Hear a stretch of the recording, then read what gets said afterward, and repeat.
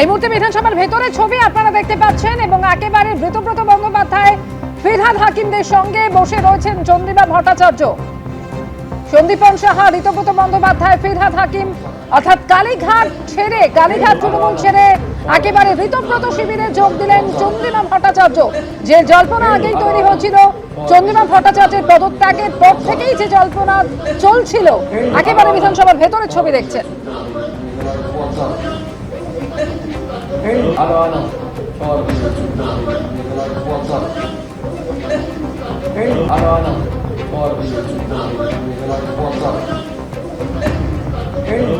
ঋতব্রত বন্দ্যোপাধ্যায়দের সঙ্গে বৈঠক করছেন চন্দ্রিমা ভট্টাচার্য। অনির্বাণ বিশ্বাস আমাদের সঙ্গে রয়েছেন।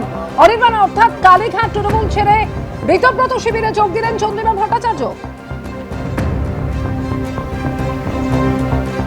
দেখো, এখনো সেটা সরকারিভাবে বলার জায়গায় আসেনি, তবে যেভাবে আজকে চন্দ্রিমা ভট্টাচার্যকে একেবারে সন্দীপন সাহারা এই বিধানসভার গেট থেকে সেখান থেকে অভ্যর্থনা জানিয়ে ভেতরে নিয়ে গেলেন, তখনই কিন্তু একটা বিষয় স্পষ্ট হচ্ছিল যে হয়তো এবার তিনি চন্দ্রিমা ভট্টাচার্য কালীঘাট পন্থী বা মমতা বন্দ্যোপাধ্যায় পন্থী শিবির থেকে নাম উইথড্র করে এবার তিনি হয়তো ঋতব্রত বন্দ্যোপাধ্যায় বা সন্দীপন সাহাদের যে শিবির সেই শিবিরে যেতে পারেন। এবং ইতিমধ্যে যে ছবি আমাদের কাছে বা ভিডিও এসে পৌঁছেছে তাতে পরিষ্কার দেখা যাচ্ছে যে বিরোধী দলনেতার ঘরে একদিকে সন্দীপন সাহা, একদিকে ফিরহাদ হাকিম, উল্টো দিকে চেয়ারে একেবারে বসে রয়েছেন চন্দ্রিমা ভট্টাচার্য এবং তার ছেলে সৌরভ বসু, তিনিও কিন্তু একই জায়গায় রয়েছেন।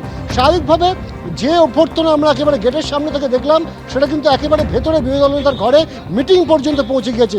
ফলত তার কিন্তু এই বিরোধী শিবিরে যাওয়া বা ঋতব্রত বন্দ্যোপাধ্যায় বা যারা নিজেদেরকে আসল তৃণমূল বলছে সেই শিবিরে যাওয়া হয়তো সময়ের অপেক্ষা মাত্র। কারণ তিনি আজকে বাড়ি থেকে বেরোনোর সময় কিন্তু তিনি বলেছিলেন যে কোনো কিছুই কিন্তু অসম্ভব নয়। এবং গতকালকে যে ঘটনা ঘটেছে সেই ঘটনা ঘটার পর থেকেই কিন্তু আমরা দেখতে পাচ্ছি যে কালীঘাটপন্থী যারা তৃণমূল তাদের যুব নেতারা তারা কিন্তু কাঠগড়া তুলতে শুরু করেছেন চন্দ্রিমা ভট্টাচার্যকে। তাদের বক্তব্য ছিল যে গতকাল যখন তিনি বসে রয়েছেন মেট্রোপলিটনের তৃণমূল ভবনে, তখন যখন ঋতব্রত বন্দ্যোপাধ্যায়রা ভেতরে প্রবেশ করলেন সেই সময় তিনি কেন সেখানে বসে থাকলেন না, কেন তিনি সেখান থেকে ফোন করে সবাইকে ডাকলেন না, তিনি কেন উঠে বেরিয়ে চলে গেলেন, এই জায়গাতেই কিন্তু তাদের প্রশ্ন তুলছেন। এবং তাদের প্রশ্ন তোলার যুক্তি এইটাই যে এর আগে 22 তারিখ, গত মাসের 22 তারিখ নভোটেল হোটেলে সেখানে কিন্তু দেখা গিয়েছিল যে ঋতব্রত বন্দ্যোপাধ্যায় পন্থী যে তৃণমূল কংগ্রেস তাদের যে তৃণমূল তারা একটা স্পেশাল সেশন করেছিল যেখানে তারা ন্যাশনাল ওয়ার্কিং কমিটি তৈরি করেছিল। সেই স্পেশাল সেশনে কিন্তু উপস্থিত ছিলেন চন্দ্রিমা ভট্টাচার্যর ছেলে। ফলত সেখান থেকে কিন্তু একটা প্রশ্ন ঘুরছিল যে ছেলে পৌঁছে গিয়েছেন ঋতব্রত বন্দ্যোপাধ্যায় শিবিরে, মা রয়েছেন কালীঘাটপন্থী বা মমতা বন্দ্যোপাধ্যায় পন্থী শিবিরে। এবং আজকে যে ছবি দেখা গেল যে একেবারে ঋতব্রত বন্দ্যোপাধ্যায়দের তরফ থেকে সন্দীপন সাহারা এসে সাদরে অভ্যর্থনা জানিয়ে নিয়ে যাওয়া হলো বিরোধী দলনেতার ঘরে এবং এই মুহূর্তে সেখানে বৈঠক চলছে।